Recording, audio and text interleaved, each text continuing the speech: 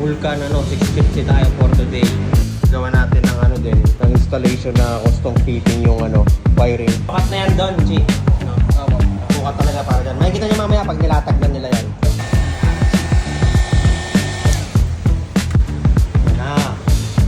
Yan na yung custom fitted natin wire harness. Kaya pala may clean na yung battery wire. Diyan na pala yan. Automatic sa battery yan. Ayan, para dyan yan mamaya. Shoot lang yan dyan.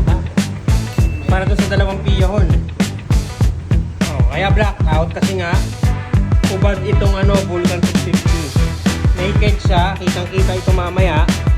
May item para blackout naman, diba? Kasi nga black lahat na makikita mo.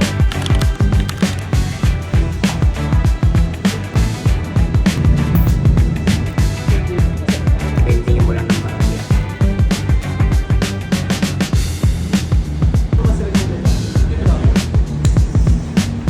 Ayun, tapos na. Pakita lang natin yung install nila.